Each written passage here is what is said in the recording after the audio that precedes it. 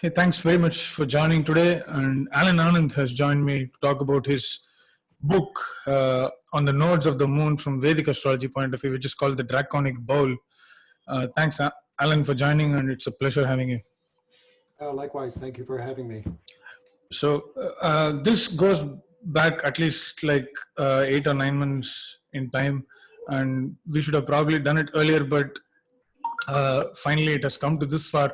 But I'm really glad that we are at least doing today, because I thought as and when I kind of progressed into reading this book, I think I found this book of a very great value, which I would have liked to have before 10 or 11 years when I started studying astrology, in order to understand the nodes, which are called as Rahu and Ketu in Jyotish. So thank you so much for bringing out such a significant work, because I don't remember any other modern day book that kind of delves so deep into the nodes of the moon, because you spend first half of the book talking about the the symbolisms and astronomy and mythology and stuff, and then you quickly move on to the second part of the book, which is about the nodal axis. And part of the reason why I kind of think this book is extremely significant is because people kind of tend to talk about Rahu in first house and Rahu in second house, but they don't talk about Ketu in the eighth house, because it's the axis is extremely important, and there is no Rahu without Ketu, or there is no Ketu without Rahu. So there is a lot of we're dealing with the imbalance, or kind of we are trying to balance things in with regards to our charts where the nodes are placed. So I think the way you put the examples and how you dealt with when it comes to the nodal axis seems to be extremely necessary for a new student in astrology. So I think this is a great contribution, and thank you so much for doing it. Yeah. So I just want to quickly get into what kind of drove you to write this book.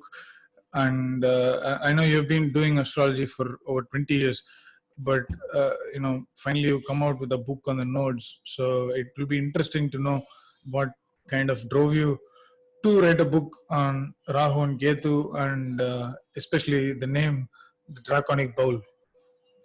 Okay, so there's a history to this that goes back to probably 2017, when I was writing several articles for my website at the time, navamsha.com, on various yogas. So I was looking at them from a kind of a statistical point of view, how often they occur, just to help people get an appreciation for how common or uncommon was, any given yoga.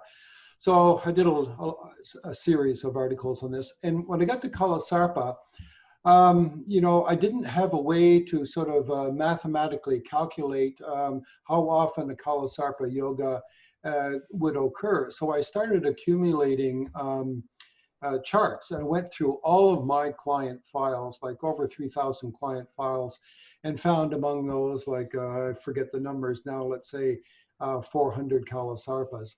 And I started collecting KALA SARPA charts from famous people as well, too. And after a while, I sort of got a handle on the numbers that basically 1 out of 8 horoscopes, 12.5%, will have a KALA SARPA yoga of one or another of the 4 various classes. So there are various forms of perfect KALA SARPA. I'm using this term KALA SARPA yoga, and I should define it right away.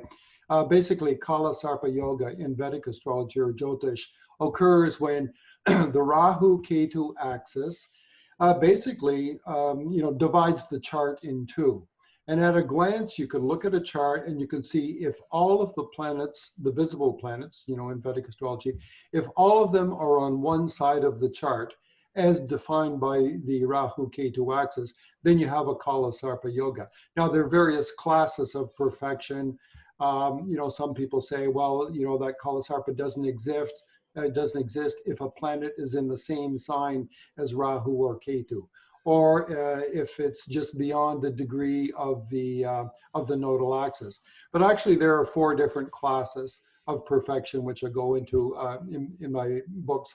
And I won't go into that detail now, but this comes, these distinctions come from my teacher, Hart Defoe, and his guru, Mantraji.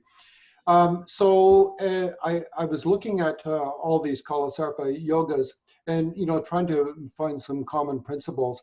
And I had very little to go on, because if you look in the literature, like virtually nothing is written about Kala Sarpa. Yeah. If you looked at Dr. Rahman's significant book of several years ago, 300 Important Combinations, where he talks about basically every yoga under the sun. Well, Kala Sarpa, he reserves to the basically last chapter or section of the book, and he almost dispenses with it as if it's non-existent or not important for individuals, and said maybe, it applies in the case of countries in a mundane sense, but not for people. Anyway, I went through my entire library just to see, where is Kala Sarpa mentioned, and very rarely. And even discussions on the nodes are few and far between. The most significant book that was done, I think, over the last 30 years was probably this Western astrologer, Martin Schulman, in his sort of a reincarnation series. The Nodes and Reincarnation, I think, was the title. I'm not sure, but anyway, it's in my bibliography. I've just forgotten. But he went through the nodes by sign and house through the chart. But I mean, it's pretty sketchy, and it's also from a Western astrology point of view. Anyway, so I started in 2017 doing research, gathering information wherever I could find it, in books, in website articles, and notes from my teachers' classes, who'd given at one time, a weekend workshop on Kala Sarpa yoga. So I had that, and while he was still alive, I, picked the brain of his guru, Mantraji, to get some information there as well, too. And so I began piecing this together, and eventually I wrote the book Kala Sarpa, which was published, I guess it was in 2018, strictly from the Vedic astrology perspective of Kala Sarpa. Now, having done all that research, I thought, wow, you know what? I should see if I can adapt this for the Western reader, because I know in Western astrology, because I was a Western astrologer for about 15 years or so, I know that the nodes are very poorly understood. People don't really know what to do with them in the chart, and there's a mishmash of, weird ideas that are sort of drawn from here, there, and everywhere. Dane Rudjar wrote a couple of essays on the nodes many years ago, and that's and Martin Schulman's books. That's really the only sort of substantive things that we have to draw upon. So basically, I tackled this book, The Draconic Bowl, and basically rewrote the Kala Sarpa book entirely, from a Western traditional perspective. So I did use sidereal zodiac, which is perhaps a departure from traditional astrology. But once you've gone sidereal, you can never go back, basically. But working within the traditional sort of paradigm, no outer planets, so we stop at Saturn. There's no Uranus, Neptune, and Pluto. But using whole sign aspects, and in many cases the Ptolemaic aspects as well too, that are so familiar in Western astrology, and in Tajika Jyotish as well too. They use the sextile, the trine, the square, the oppositions. So I incorporated that, and I also looked at progressions, secondary progressions in the analysis because for a Western book you can't talk about dashas and bhuktis, but in Western astrology you can use progressions and transits. So I did that and analyzed these 36 case studies all over again from the point of view of the Western astrology perspective, and using the tools and techniques that would be normal. So in the end, and of course I had to write quite a history of the myth of the lunar nodes, the dragon's head, the dragon's tail, going back into Egyptian and Hellenistic astrology, of which there's very little written. And in fact, all the traditional astrologers over the years, whether Arabic or medieval or up to William Lilly, had very little to say about the nodes, although, William Lilly sort of, summarizes it, which, I include in my book, that whatever is in contact with the North Node or Rahu tends to get augmented or increased or magnified, whereas whatever is in contact with the South Node, Dragon's Tail Ketu, tends to get diminished or, expelled, downplayed.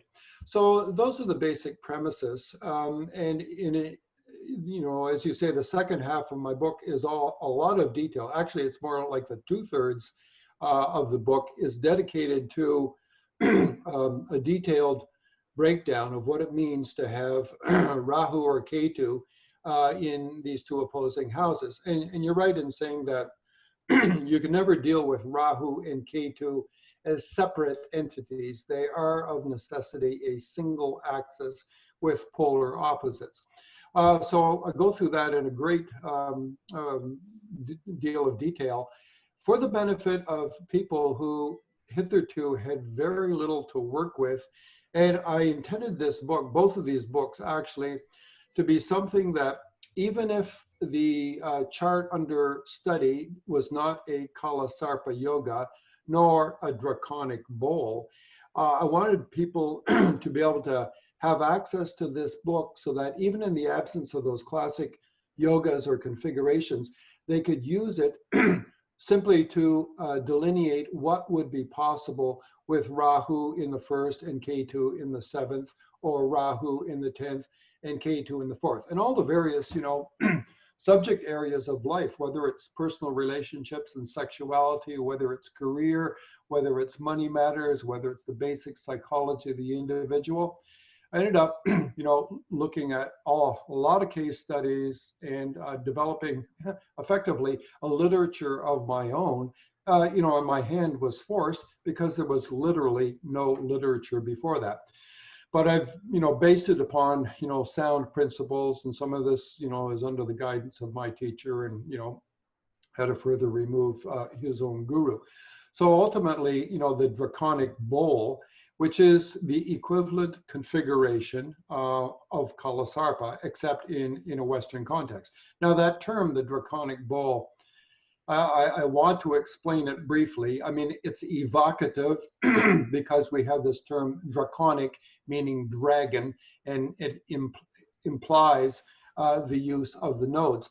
But, I'm wary of there being any sort of confusion that might arise because I think she's a British writer, Pamela Crane, sort of came up with this notion of the draconic chart years ago, where basically she says, let's look at anybody's individual chart, and wherever the North Node is, let's convert that to 0 degrees Aries, and then we're going to overlay that entire chart onto the natal chart and see if we, see anything that's constructive. And basically, it's meant to, delineate whether the person's current lifetime, as modulated through the lens of the nodal positions, shows alignment with your soul purpose. Well,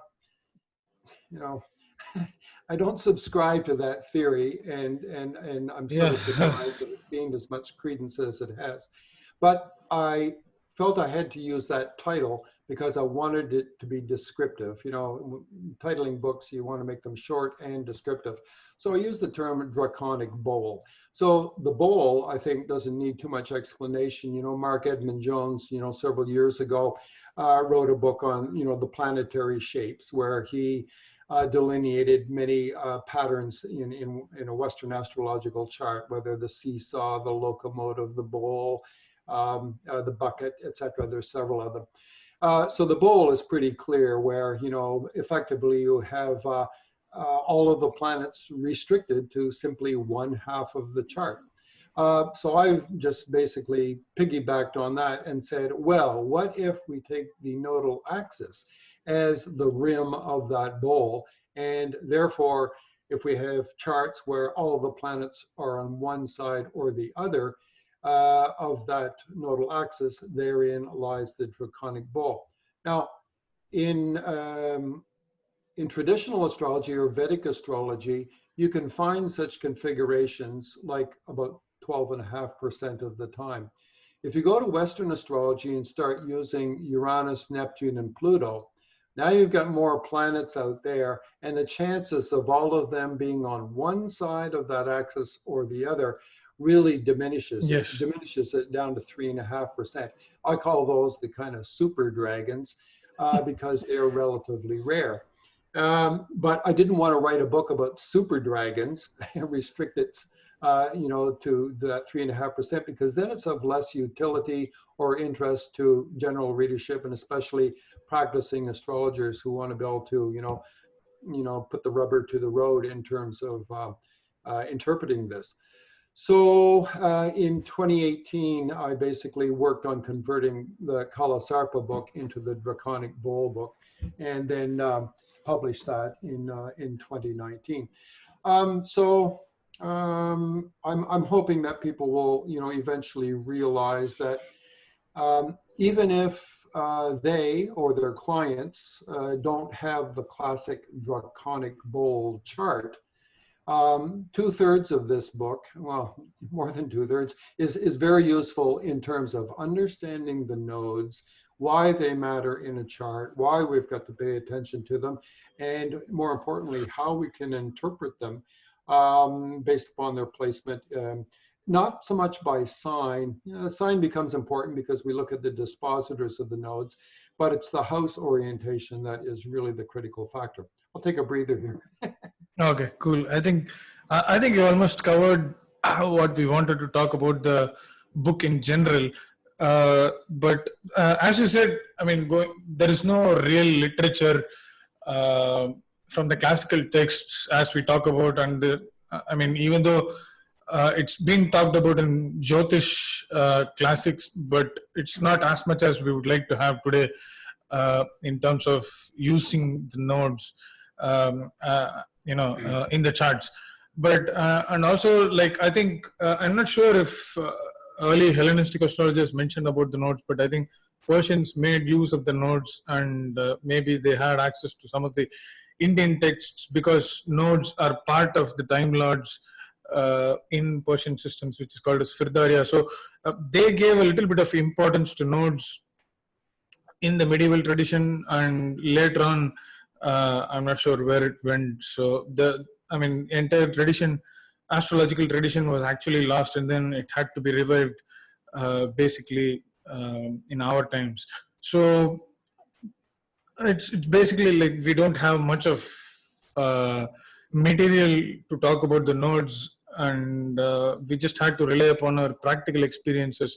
So and that's one of the reasons why I think this book is important, because you have done the groundwork, and you've presented it to the people, and I hope most of them can find a lot of value from this.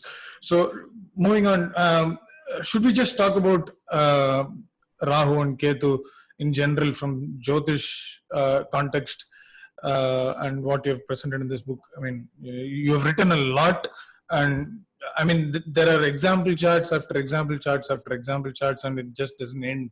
So whenever you're looking at a chart, I kind of remember a chart that in which Kala Sarpa is present, but Kala Sarpa is not the only factor in terms of looking at the nodes. I mean, every chart has the nodes.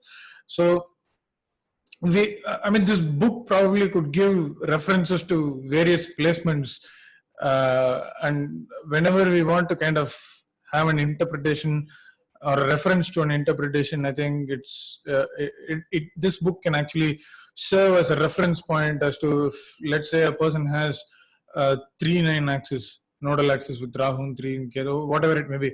So we can just go on and look up to an example chart in the book and see what it really means, or at least you have a basic idea of what we can expect during a Rahu Dasha or Ketu Dasha or whatever it may be, or the dispositors Dasha. So that's where I think this book adds even more value. So I think it will make sense for us to kind of spend the next 15 or 20 minutes to talk about the nodes from Jyotish point of view, and kind of present an overall picture of how to interpret the nodes from a Jyotish classics point of view. Okay, so just a couple of comments there. Yeah, we know that the Greeks knew about the nodes because they actually had names for them, Anababazon and Katababazon Mm. for Rahu and Ketu respectively. And those words mean that which increases and that which decreases. And it's consistent with the notion that, Rahu expands and augments and magnifies, while K2 diminishes and deteriorates and wastes away. I mean, just to use descriptive words. So it's worth taking a moment just to quickly recap for those who aren't aware. What is Rahu and Ketu? What are the nodes? So basically, if you simply picture the sun at the center of our solar system, and the Earth revolves around it, and so that creates a plane, what we call the ecliptic plane. And around our Earth, the moon loops around it, and it cuts through that ecliptic. And when it cuts through that ecliptic, that plane between Earth and the sun, when it cuts through that plane, going into the northern hemisphere, that's called the North Node. And then 2 weeks later, as it loops around and dives south into the southern hemisphere, that's the South Node, or the descending node, as it's called as well, Rahu and Ketu. And so those 2 points very slowly drift backwards through the zodiac as time goes by, and the Rahu Ketu cycle is 18.6 years long, when the nodal positions will come back to where they were at birth. So, I go into, in the book, The Draconic Bowl, I used a number of sort of scientific analogies just to describe what was going on, in terms of, the local, magnetosphere and what was happening on Earth as, solar rays impinged upon our atmosphere, and the moon's motion modulated those, and, a number of other electromagnetic analogies, just to give people an appreciation for this. So that's Rahu and Ketu, or North and South Node. But, in Vedic astrology, they call them Chaya Graha, shadow planets, that which cannot be seen. So you look up into the sky, there's no Rahu or Ketu ever to be seen. They're simply mathematical points in the orbit of the moon when it crosses the ecliptic. Maybe that's one reason why people have a hard time getting a grip on them.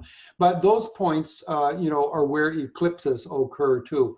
When the moon crosses the ecliptic plane, that means it could be, there is an alignment between Earth and moon, with the Earth, and then the moon between it and the sun, or vice versa, when the Earth comes between sun and moon, and you get a lunar eclipse. So they're important because, you can use them to predict eclipses.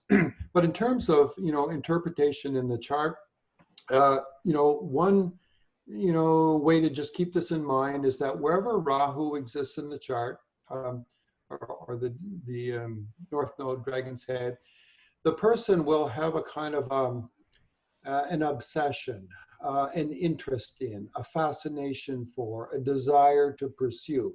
Where the opposite end of that axis, we look for opposites, and there we believe that the person will neglect, or they will dispense with, or where they will be disinterested. And so, in discussing this, I sort of, provide a whole lot of adjectives and verbs to give people a sense of the polarity that exists between Rahu and Ketu. So for simple examples, for instance, if you've got Rahu in the first and Ketu in the seventh, basically the person becomes, the individual, whether or not they have a KALA SARPA or Draconic Bowl in the chart. This is just simply Rahu, North Node in the first, Ketu, South Node in the seventh.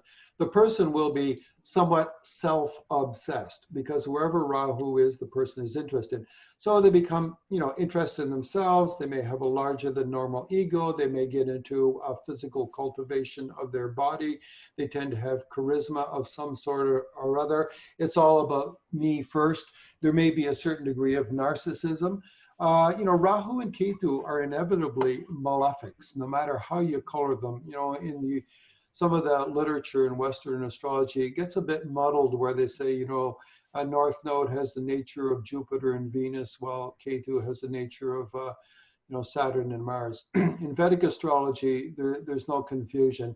Rahu is like Saturn, Ketu is like Mars. Mars. They're both malefics. They're both going to cause trouble of some kind. Sure. Now, so they do bring sort of, some problematic qualities, to the equation wherever they touch down in the chart. But they can be strong by virtue of their dispositors being well placed in the chart. Rahu and Ketu will also act as conduits for other planets in the chart. So here's a notion that many Western astrologers are not familiar with. Rahu and Ketu are, because they are not real physical bodies with mass, you might think of them more as like ghosts that inhabit a house.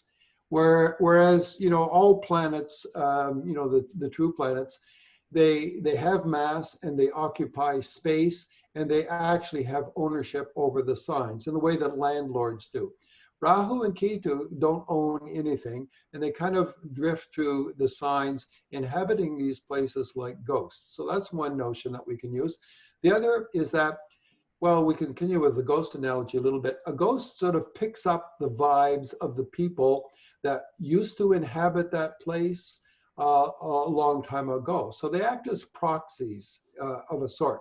And then I want to switch analogies and say that when we use the term proxy, we can think of a lawyer or an agent who can actually represent anybody that will pay his fees. And so you can have a lawyer, a high-powered lawyer, who actually has many clients. And so whoever's got his phone number can engage his services. So in the chart, Rahu or Ketu can act as proxies and represent any planet at the minimum, at the very minimum, they will represent their sign dispositors.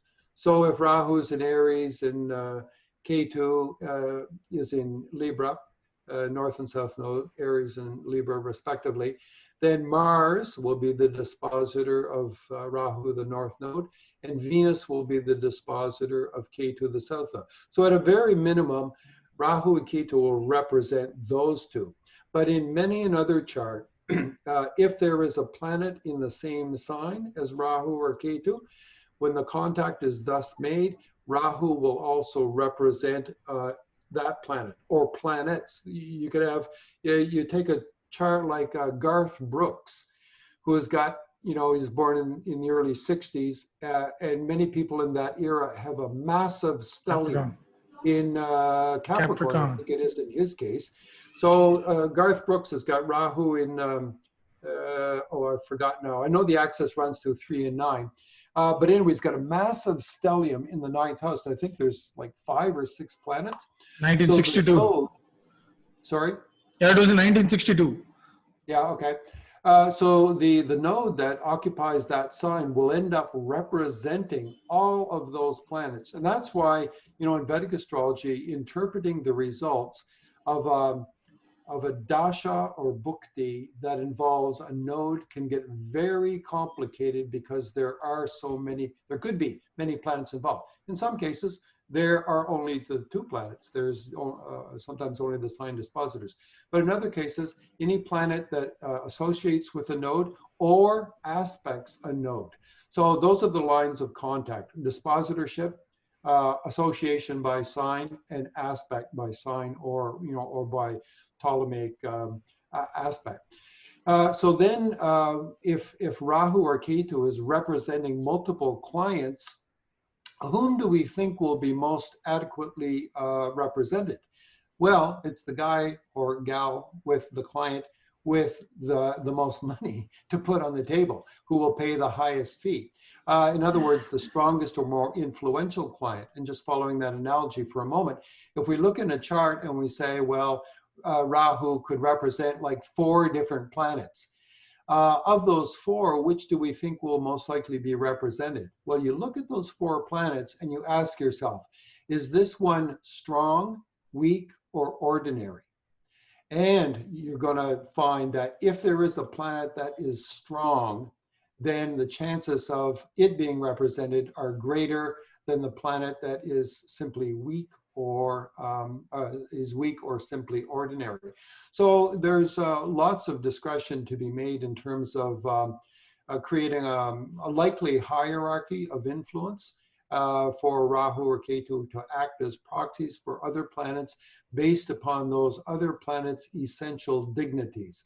And that's a term we use, you know, both in Vedic astrology and in Western astrology. Although I've got to say, in Western astrology, you know, I don't know that many people really pay attention to that over much. I mean, yeah, people in traditional astrology too, they take note that a planet is, you know, in its own sign, it's exalted, it has directional strength. And in Vedic astrology, they will include notions of, retrogression, which, you know, the planet's closer to Earth than usual, therefore brighter, therefore more visible, therefore stronger, as opposed to in Western astrology, where they think that, you know, a retrograde planet is somehow dysfunctional. You know, that's a notion that needs to be looked at because it doesn't hold water. And then there's weaknesses, you know, combustion, for instance, is universally acknowledged as if you can't see the planet because it's too close to the sun, it's like it doesn't exist. And that's a form of weakness that exists in both astrologies. And then the notion of planetary war, which does exist in Vedic astrology, but not in Western astrology, is when two planets are so close that they're crowding each other's space within 1 degree of longitude in the zodiac. That is problematic as well too, and it's like two clients jockeying for access to the lawyer, and you know, maybe only one can be on the phone call at the time, and so, you know, there's ways of sort of sorting this out. So there's a lot of conditional considerations that have to be, you know, given thought to as we go through, untying and unraveling this complicated little knot of, meaning and interpretation in the chart. But to go back to the basic notion, Rahu, Ketu in the chart represent points of magnetic attraction and magnetic repulsion. There's two very easy terms that we can apply. Take the Rahu Ketu thing and flip it around. Put Rahu in the 7th and Ketu in the 1st. Then you get somebody that's obsessive about relationships, about cultivating and developing relationships, about attending to the needs and wants of the other person, perhaps being controlled by them. Meanwhile, with Ketu in the 1st, it's a sort of a classic sign of neglect. That, oh, I don't matter, I'm going to take a back seat, my ego is doesn't need this kind of attention, I will serve you. You know, in Vedic astrology, we know that Ketu is what we call moksha karaka, the planet that says, I'm good with whatever is, I don't need anything, I resign myself to my fate, you know, sort of a happy acceptance of karma without sort of struggling against it. And you know, these aren't black and white issues, of course. And, you know, some of the things that I suggested, just because Rahu is in the 1st doesn't make the person an obsessive narcissist, nor does Ketu in the 1st, oblige them to neglect their personal hygiene and not eat and waste away. You know, it's not that simple. It's a bias, and that's what we want to keep in mind. The nodal orientations indicate a bias, and then other things in the chart may corroborate. You know, like anything, any single factor in the chart is simply a notion.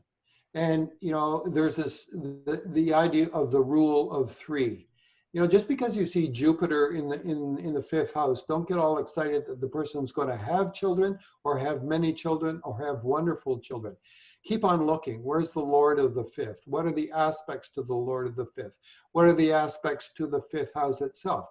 The rule of 3 should prevail. You should see more than one suggestion of a certain thing to happen in the chart. And so I like to repeat that because people quickly forget, you know, that a single indicator doesn't suddenly make somebody wealthy or famous or whatever. You know, you need to see multiple indicators of this sort of thing in order to get what we call confluence or, you know, confidence in your own ability to predict things. That's very important with the nodes, especially because they're so nebulous. Okay. So I think that pretty much sums up. Otherwise, we'd be going through the whole book. So, cool. So, where can people order the book, and or where can people purchase the book from? Well, these days, Amazon seems to be the place to go. Well, certainly for a paper book, Amazon is the only place to go, print on demand modality. But for digital copies, you can get it from Amazon or any of the other major online retailers, the Apple iStore, Barnes and Noble, and a few others here in Canada, Kobo.